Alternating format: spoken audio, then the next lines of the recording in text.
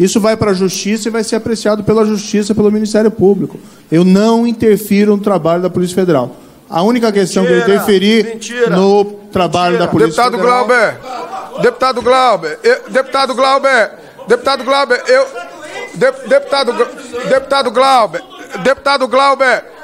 Glauber, eu fiz um gesto, não de respeito a Vossa Excelência, mas de respeito ao Parlamento.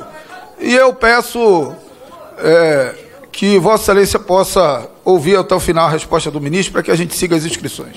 A única orientação feita à Polícia Federal foi que agisse com autonomia, contra o crime organizado e contra a corrupção, é o que está fazendo. Não existe nenhum fato que possa ser invocado contra o meu trabalho no Ministério da Justiça, protegendo X ou Y em qualquer investigação. Nenhum fato concreto existe. Quem protegeu milícia foi o seu partido na votação do projeto... Deputado Glauber. Deputado... Só um pouco.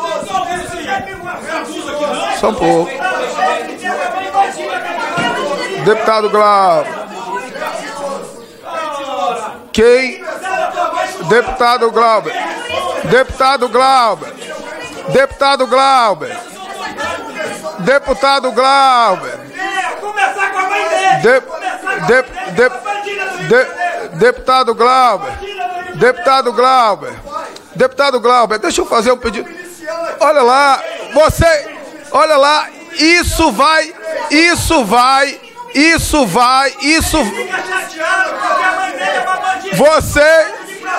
Vocês estão... Eu quero passar adiante as falas e vocês estão permitindo que se crie um fato político com isso. Com a palavra o deputado Peternelli, que é o próximo inscrito. O deputado tem... Ministro, eu gostaria de inicialmente parabenizar pelo trabalho à frente do Ministério da Justiça. Os índices já foram lidos anteriormente. Gostaria, nesse calor dessa disputa, ministro, dizer que eu sou um dos milhões de brasileiros que gostariam de vê-lo no Supremo Tribunal Federal. Só para também deixar registrado, ministro, meu ponto de vista sobre o juiz de garantia é quase uma nova instância. O que nós queremos combater? A sessão está encerrada.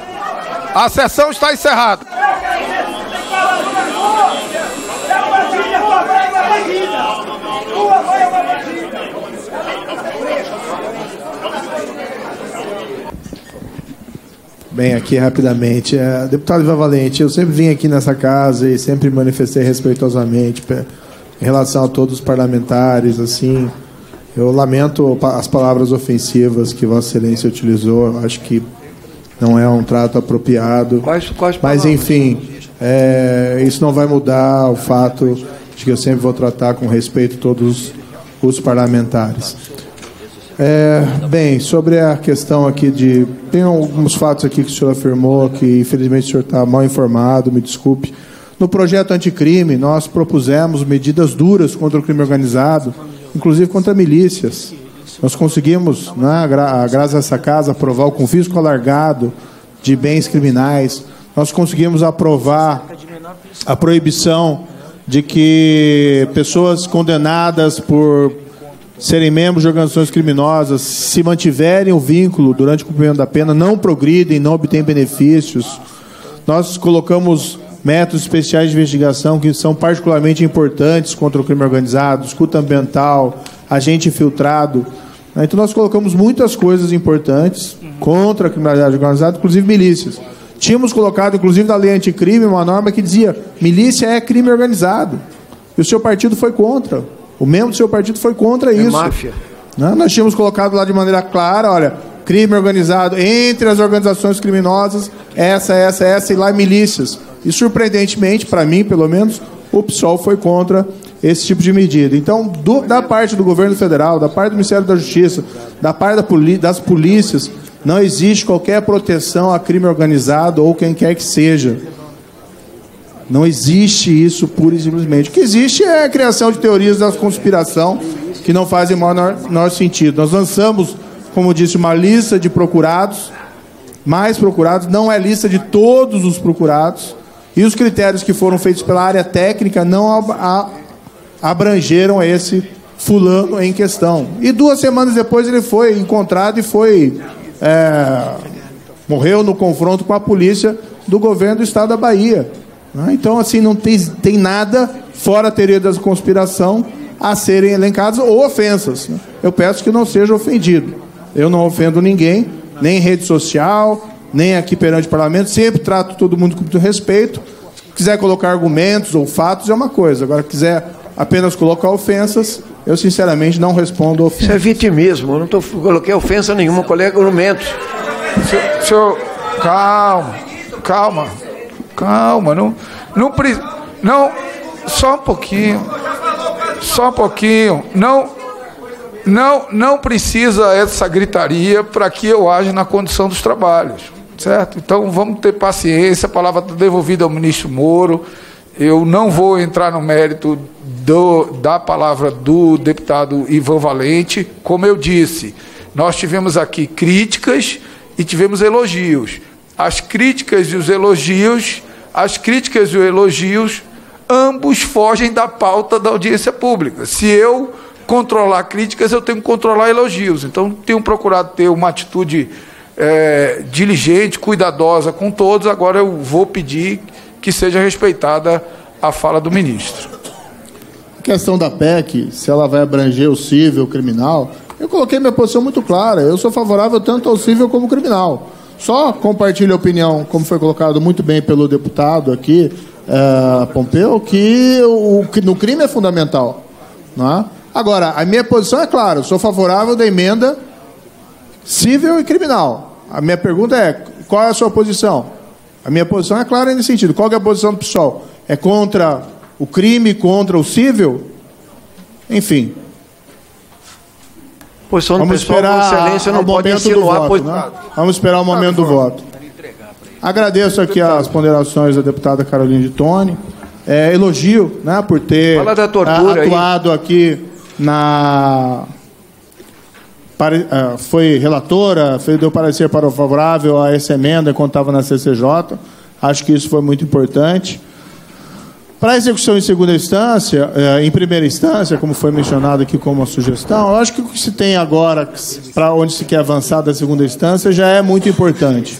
Não é consolidar algo que já vinha, infelizmente o Supremo, com todo respeito ao Supremo, mudou o posicionamento, mas deixou claro, inclusive pelo voto de ministros que compuseram a maioria, que isso era possível de ser alterado pelo Parlamento, tanto por lei como por emenda constitucional.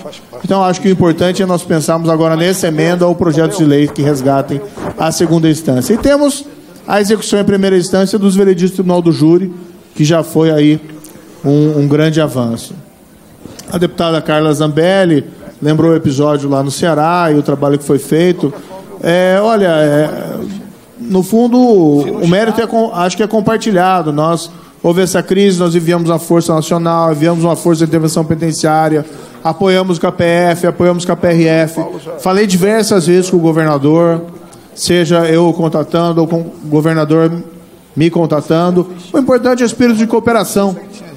E só vejo com bons olhos a queda dos indicadores criminais, tanto no Ceará como em outros estados. O importante é realmente nós trabalharmos juntos para poder reduzir esses índices, que eles caíram, de fato caíram, isso é muito...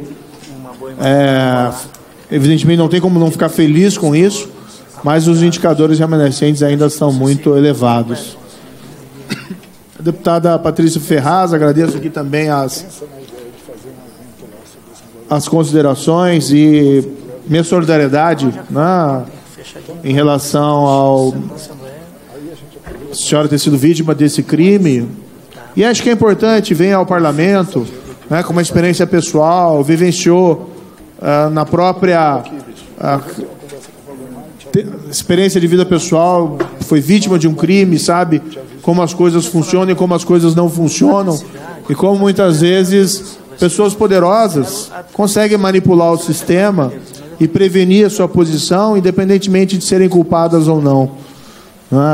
Um tribunal chegar a um caso de violência doméstica e minimizar e reconhecer a prescrição realmente é um fato lamentável. E essa emenda é um dos caminhos para evitar que essas situações se repitam. Nós estamos em conversação avançada com várias parlamentares, tanto do Senado como da Câmara, e pretendemos apresentar nos próximos 30 dias um projeto de lei tratando desse tema da violência contra a mulher, alguns aspectos específicos, e temos certeza que vamos contar com o apoio, né, dessa Casa, do Senado, para que nós consigamos avançar nessa área realmente carente de maiores esforços. Nós nos centramos no ano passado na criminalidade em geral, organizada, violenta, o pacote anticrime, e temos que tratar desse assunto com mais atenção realmente. O deputado Pompeu de Matos, eu concordo com várias das suas afirmações, posições muito ponderadas. Eu acho que aqui não existe uma oposição real entre civil e crime, apenas o reconhecimento de que a mudança para o crime é mais relevante, mais fundamental, mas eu não tenho dúvida em apoiar ambas as mudanças. A questão que Vossa Excelência colocou da aplicação da PEC, eu tendo a considerar essa mudança como mudança processual. Embora a lei penal mais gravosa ela não retroaja, é uma garantia fundamental, e ninguém quer mexer nisso também. Eu acho que isso é uma conquista civilizatória, não é? Dos tempos modernos. Mas aqui, a meu ver, é uma mudança da lei processual. E com todo respeito ao Supremo, eu acho que já é possibilidade existente. Eu acho que o Supremo errou na mudança da jurisprudência. Falo isso com extremo respeito à instituição. Se é uma mudança, se já é uma possibilidade do sistema atual, não creio que exista uma lei mais gravosa propriamente dita, apenas uma correção de um equívoco de interpretação do Supremo Tribunal Federal. Então, a minha posição particularmente é que deveria valer para os casos pendentes, não só para os casos futuros, mas ponderados as suas posições. O deputado Gilson Matos, também agradeço. Marques, perdão, as palavras gentis. De fato, a questão da uniformização, nós não temos... Eu diria o seguinte, algo que prejudica essa uniformização é a própria quantidade desses processos. Então, imagine-se lá como um ministro do STJ, 33 ministros, todo ano chegando 399 mil processos novos. É algo muito difícil de ser tratado de uma maneira estrutural, racional. Se tivéssemos menos processos, tanto no STJ como no STF, eu acredito que isso facilitaria o trabalho dos ministros para proferir julgamentos mais ponderados, consolidados e deixar claro às instâncias inferiores qual é a posição da Corte nos mais variados assuntos. Mas muito bem colocada a sua ponderação dessa preocupação de que, com ou sem a emenda, nós tenhamos aí julgamentos mais uniformizados nas nossas cortes superiores. Nicolete, realmente eu vou para Roraima, vou fazer a visita lá, inclusive a Pacaraíma, amanhã, tentar ver em loco a situação. É um problema complexo, não é um problema só enfrentado pelo Brasil. O tema dos refugiados é um tema presente, por exemplo, na Europa.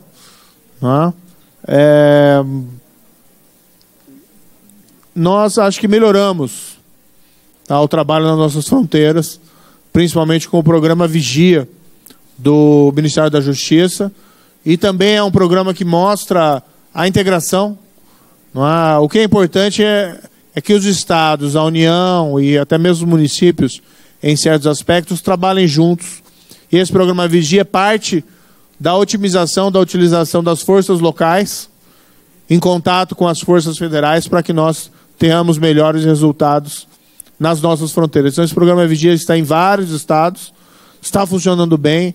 Claro que isso não significa que os problemas foram resolvidos, o desafio é enorme, Mas o importante, acho que nós construímos políticas públicas que estejam direcionadas para o lado correto, né? Então nós precisamos melhorar e trabalhar para essas melhorias. A própria decisão do presidente Jair Bolsonaro de ampliar o número de concursados, tanto da PF como da PRF, e agora autorizou recentemente um concurso para agente penitenciário federal, ilustra, né, essa compreensão de nós precisamos investir na segurança, não existe outro caminho, né? Claro que avanços tecnológicos, planos e estratégias bem feitas fazem também a diferença, mas na ponta nós sempre vamos precisar desses corajosos policiais, agentes penitenciários, homens e mulheres na ponta fazendo o seu trabalho. Nós precisamos realmente aumentar os efetivos. Isso é válido para o governo federal, que tem feito a sua lição de casa, também é válido para os estados. Desculpe, tem mais aqui o deputado Paulo Ramos.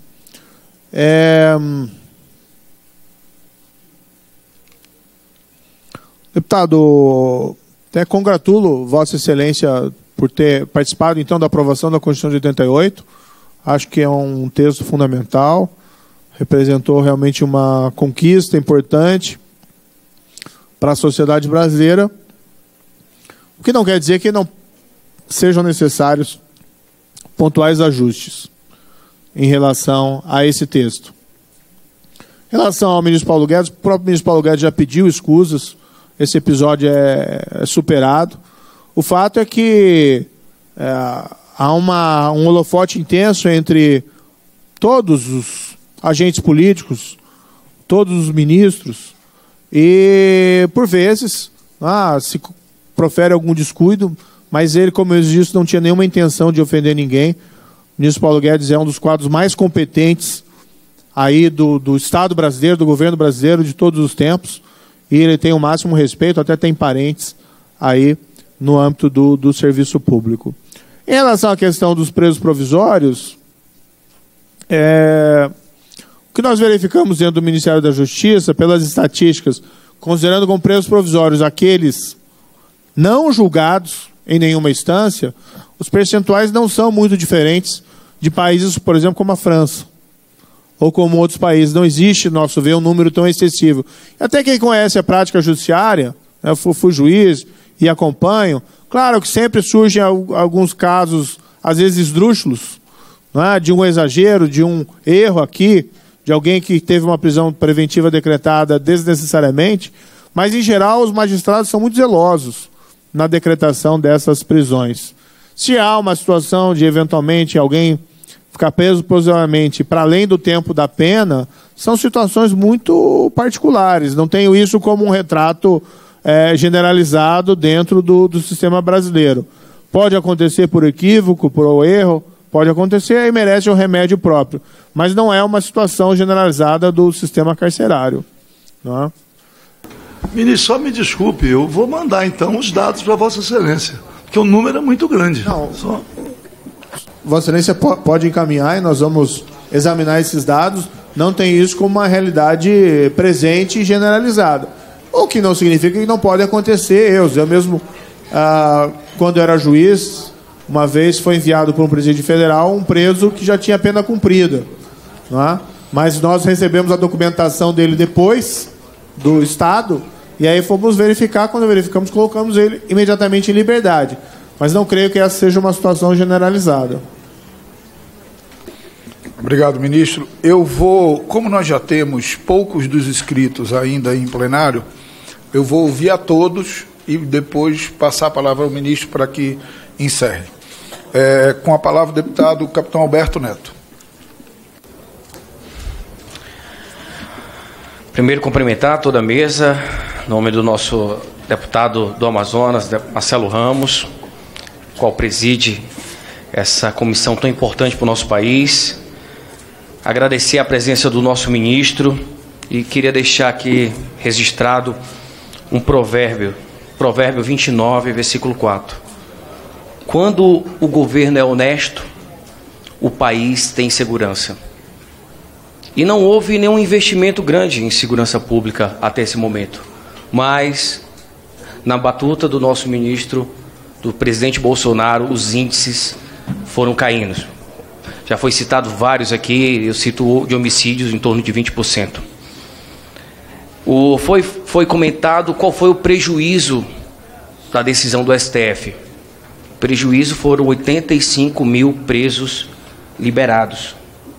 Uma decisão, parece que é o bel prazer do momento.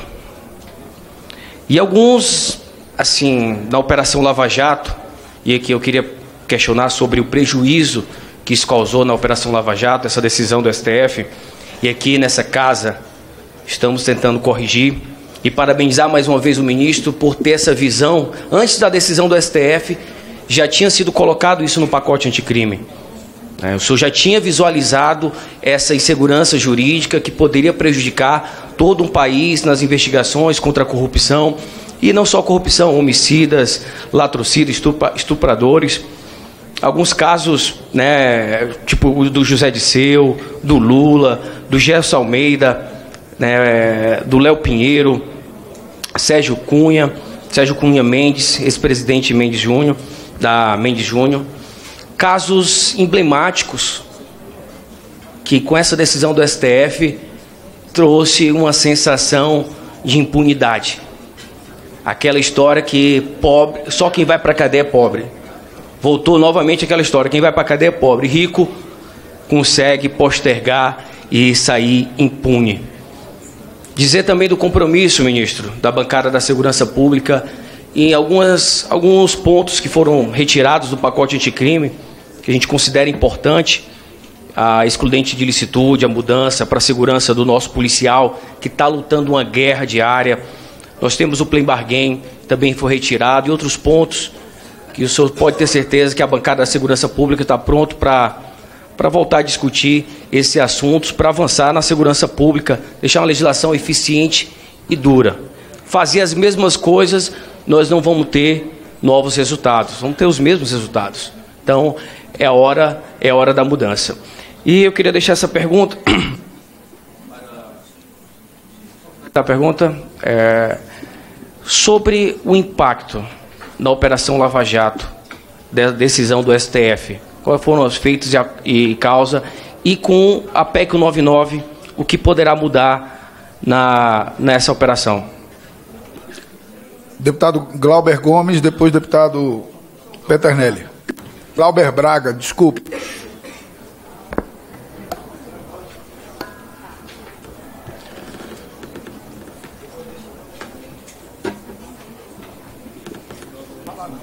Senhor presidente, apenas uma observação, senhor deputado. Eu estou observando aqui alguns deputados com a coloração esverdeada, isso aí deve ser fome. Então nós temos aqui algum mix de castanhas para aplacar a fome antes que alguém desmaie. E, segunda observação, eu gostaria de entregar ao ministro Sérgio Moro toda a contribuição da palestra e da exposição do ex-ministro César Peluso com as notas taquigráficas para contribuir na elaboração das notas que virão a esta comissão do Ministério da Justiça. E, da mesma forma, o que virá do Ministério da Justiça nós vamos entregar também para os futuros expositores, a fim de que tenhamos um acervo substancioso de contribuições para a produção do nosso relatório. Então, entrego em mãos ao ministro. Com a palavra o deputado Glauber. É lobo em pele de cordeiro. O senhor Sérgio foi muito bem treinado nas relações com o projeto Ponte, com o governo dos Estados Unidos, nas visitas que fez ao Departamento de Estado. Mas a verdade, senhor Sérgio, é que o senhor é um capanga. Capanga da milícia, capanga da família Bolsonaro. E eu... Deputado Glauber, só um pouquinho, calma. Só um pouquinho, calma. Deputado Glauber, todas as críticas dentro do limite de urbanidade, elas têm sido aceitas aqui na comissão. Eu sei que é o estilo de Vossa Excelência, eu não quero impedir a isso, mas quero que a gente tente evitar, ao final da audiência, um acirramento aqui nas relações. Então, eu não vou, de forma nenhuma, reprimir as críticas duras e contundentes de Vossa Excelência. Eu só peço que nós possamos ser econômicos em adjetivos como capanga, como... Eu vou, presidente, provar o que eu tenho a dizer. E provo porque o senhor Sérgio se apresenta de maneira muito polida, mas mente descaradamente. Toda vez que questionado sobre o caso Flávio Bolsonaro, ele diz que essa é uma responsabilidade do Ministério Público do Rio de Janeiro e da Polícia do Rio. Mente e trabalha como um blindador da família e, consequentemente, da milícia, porque nos últimos dias sai um relatório da Polícia Federal isentando o senador Flávio Bolsonaro de responsabilidade nas negociações que fez de imóveis no estado do Rio de Janeiro. Dá uma demonstração pública como se nada tivesse a ver com isso e trabalha junto à Polícia Federal para blindar o senador e a família Bolsonaro. Então, me desculpe, presidente, se eu não posso aqui utilizar de uma polidez para dizer o que tem que ser dito. Do mesmo jeito, diz que a Polícia Federal não tem nada a ver com aquilo que ocorre no estado do Rio de Janeiro, mas a primeira coisa que fez foi mandar a Polícia Federal para pressionar o porteiro do condomínio do presidente da República. Esse tipo de atuação, que finge ser uma coisa, mas é outra, é a atuação de lobo em pele de cordeiro. Finge se apresentar nessa comissão, na CCJ, como um defensor do Brasil contra a corrupção, mas está no exercício do Ministério da Justiça, blindando corruptos e, mais do que isso, sendo parte numa articulação que blinda o crime organizado. Por favor, está atacando. É isso? Não. Vamos seguir. Deputado Valdir, não tem tanto quanto não tem uma série de elogios que foram feitos aqui ao ministro. Então, me desculpem. Adjetivos agressivos e tudo mais, eu acho que nós não podemos perder a oportunidade de ouvir um conjunto de deputados que estão aqui até agora, que querem ter oportunidade de falar. É difícil, deputado Valdir, a gente controlar o que o deputado vai falar. Eu já fiz um apelo ao deputado Glauber. Faltam 43 segundos na fala do deputado Glauber. Eu renovo o apelo, mas vou garantir a fala do deputado Glauber e depois até posso passar imediatamente a palavra ao ministro e depois retomar as discussões. Só peço que o meu tempo de 43 segundos ser disponibilizado. Eu sei que a minha fala faz com que alguns representantes do governo Bolsonaro fiquem inquietos. Sabe por que os senhores ficam inquietos? Porque querem que a milícia no Brasil não seja devidamente apontada como crime organizado, porque ela faz parte da estruturação do projeto de poder dos senhores. E eu não tenho outra coisa a dizer a não ser chamar um ministro da Justiça que blinda a família Bolsonaro em relação a esses temas de capanga da milícia. É isso que ele é. O senhor quer falar logo, ministro? Eu vou passar a palavra ao ministro e depois seguir a ordem dos inscritos. Peraí, deputada, o ministro quer falar. Vossa Excelência tem a palavra. O senhor não tem fato, o senhor não tem argumentos, o senhor só tem ofensas. O senhor é um desqualificado para o exercício desse cargo. Eu vou, deputado, ministro Moro, a mesma ressalva A mesma ressalva que eu fiz ao deputado Glauber por usar o adjetivo covarde, eu faço a Vossa Excelência por usar o adjetivo desqualificado. Eu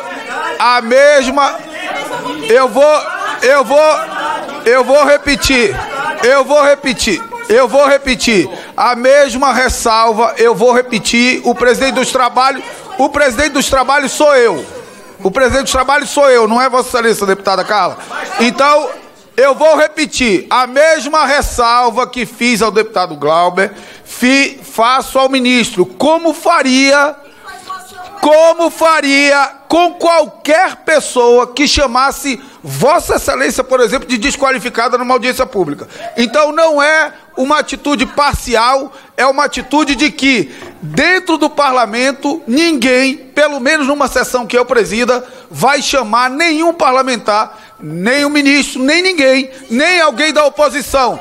Absolutamente ninguém, numa sessão que eu presida, vai chamar um parlamentar de desqualificado. Então a ressalva que está feita ao deputado Glauber está feita ao ministro Moro e vamos seguir a nossa audiência. Vossa Excelência, dá aqui a palavra. Senhor deputado, eu peço até desculpas à autoridade de Vossa Excelência, eu estava redarguindo uma ofensa, mas evidentemente vou seguir a sua orientação e, na verdade, estava redarguindo não na mesma proporção de como foi ofendido. Na verdade, vim para essa casa para falar sobre a PEC e acho que esse é um tema extremamente relevante.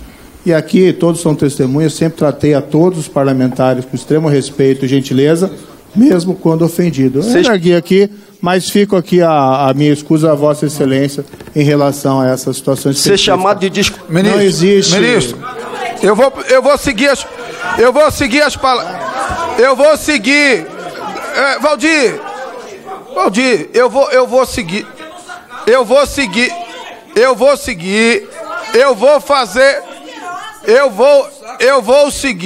Eu vou fazer o reconhecimento da ressalva feita pelo ministro de que, pelo menos no trato comigo e com esta comissão, ele foi, desde o primeiro momento do convite, extremamente educado, zeloso, e eu preciso fazer esse registro. Mas a condição de educado, de zeloso, não permite a utilização de um adjetivo em relação a um deputado. Numa comissão que eu presida, isso não vai acontecer nem com o deputado Glauber e nem com deputado nenhum.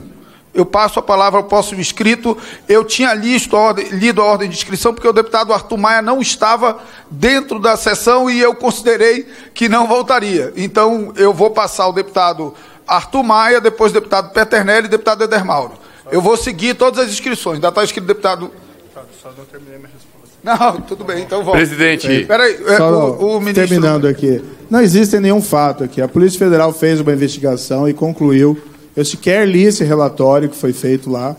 O delegado tem autonomia para decidir, tanto para indiciar como para não indiciar. Isso vai para a Justiça e vai ser apreciado pela Justiça, pelo Ministério Público.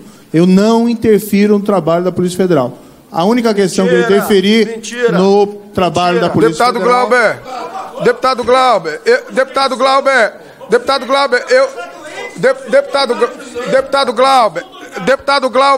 Deputado Glauber, eu fiz um gesto, não de respeito a Vossa Excelência, mas de respeito ao Parlamento. E eu peço que Vossa Excelência possa ouvir até o final a resposta do ministro para que a gente siga as inscrições. A única orientação feita à Polícia Federal foi que agisse com autonomia, contra o crime organizado e contra a corrupção, é o que está fazendo. Não existe nenhum fato que possa ser invocado contra o meu trabalho no Ministério da Justiça, protegendo X ou Y em qualquer investigação. Nenhum fato concreto existe. Quem protegeu milícia foi o seu partido na votação do projeto... Deputado Glauber. Deputado...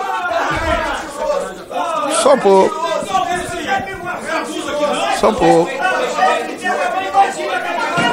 Deputado Glauber.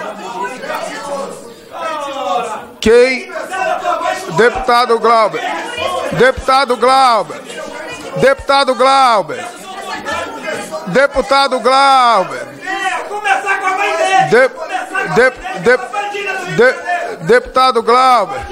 Deputado Glauber. Deputado Glauber, deixa eu fazer um pedido. Olha lá, Olha lá,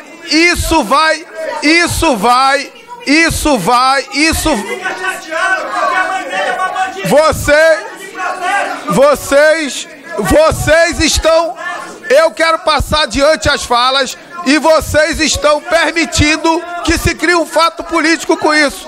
Com a palavra o deputado Peternelli, que é o próximo inscrito. O deputado tem... Ministro, eu gostaria de inicialmente parabenizar pelo trabalho à frente do Ministério da Justiça. Os índices já foram lidos anteriormente. Gostaria, nesse calor dessa disputa, ministro, dizer que eu sou um dos milhões de brasileiros que gostariam de vê-lo no Supremo Tribunal Federal. Só para também deixar registrado, ministro, meu ponto de vista sobre o juiz de garantia é quase uma nova instância. O que nós queremos combater? A sessão está encerrada. A sessão está encerrada.